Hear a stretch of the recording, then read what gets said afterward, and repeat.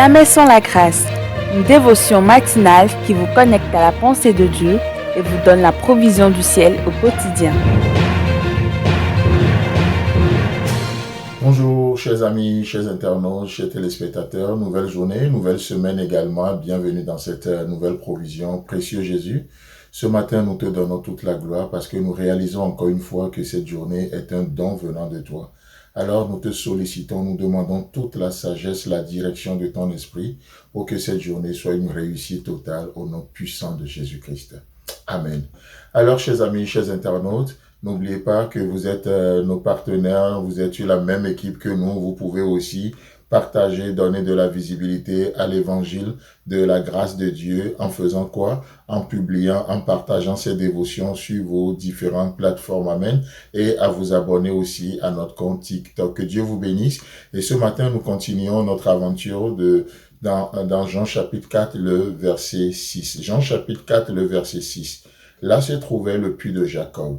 Et Jésus, fatigué du voyage, était assis au bord du puits. C'était environ la 6e heure. Amen. Vous savez, ce verset nous parle, en tout cas moi, ça m'interpelle beaucoup. C'est un verset très, très, très riche pour moi. Et vous savez, comme on le disait la dernière fois, qu'est-ce qui fatiguait Jésus? Est-ce que cette fatigue était que physique ou est-ce qu'elle était aussi spirituelle? Et une des choses qu'on voyait, c'est que cette fatigue est aussi spirituelle. Pourquoi? Parce qu'il est venu pour briser les murs de séparation des deux. Il voulait juste former un seul corps. D'accord? Donc, on a vu combien les relations humaines sont entachées de tellement de choses, d'hypocrisie, de méchanceté, d'indifférence, et j'en passe. Donc, Christ est venu pour briser tous ces murs de séparation entre nous. Et il est dit que Jésus, fatigué du voyage, était assis au bord du puits. Vous savez, son voyage n'a pas commencé qu'à Jérusalem. Non, le voyage dont nous parlons ici, ça n'a pas commencé qu'à Jérusalem. C'est un voyage qui a commencé il y a longtemps, dans l'éternité passée. Vous allez me dire, mais comment tu le sais? Jean chapitre 1, le verset 1.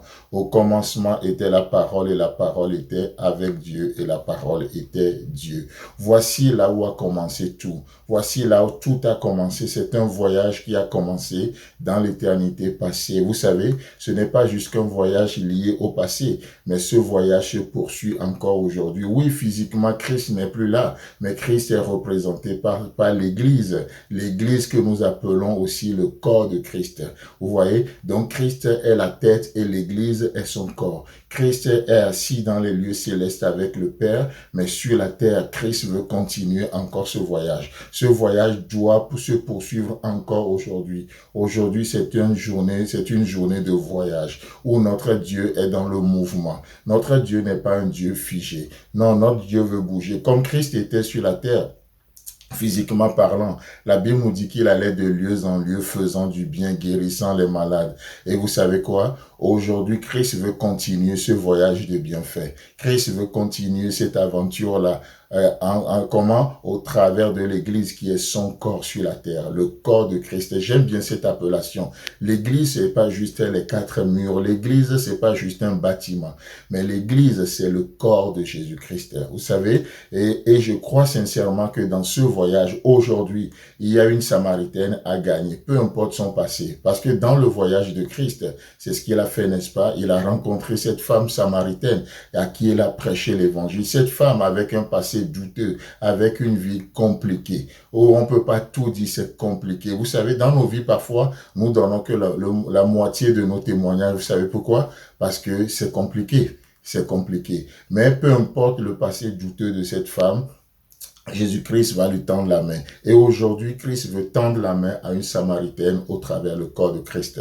Aujourd'hui, Christ veut continuer ce voyage en aimant, en donnant de l'amour pour restaurer une Samaritaine. Et c'est extraordinaire. Aujourd'hui, Christ veut rentrer chez un Zachée. Oh, pas pour le condamner, pas pour l'accuser, mais il veut rentrer dans la maison d'un Zachée dans le but de communier avec lui. Aujourd'hui, oh, il y a un Pierre, c'est-à-dire l'apôtre Pierre, comme on indique son nom, il y a un Pierre. Ça peut être une relation, ça peut être un mariage, mais il y a un Pierre à qui donner une seconde chance. Alors que Pierre a renié Jésus-Christ, qu'est-ce que Jésus va lui dire dans ce voyage de la vie? Il va lui dire, paie mes brebis. Il va lui confier des responsabilités. Il va lui donner un appel. Ça, c'est extraordinaire de voir comment notre Seigneur agit. Il donne toujours une seconde chance. Il y a un Pierre à qui donner une seconde chance aujourd'hui. Dans ce voyage, il y a une femme qui a la perte de sang, qui se vide de sa vie. Et dans ce voyage, nous sommes appelés à restaurer. Chers amis, chers internautes, le voyage continue. Que Dieu vous bénisse.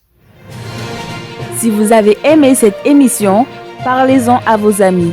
Parlez-leur du message de la grâce et de ce qu'il fait dans vos vies. Pour un sujet de prière, une question ou pour devenir partenaire, contactez-nous au 00229 94 75 80 20. Que Dieu vous bénisse et à la prochaine. En attendant, pensez avec Dieu.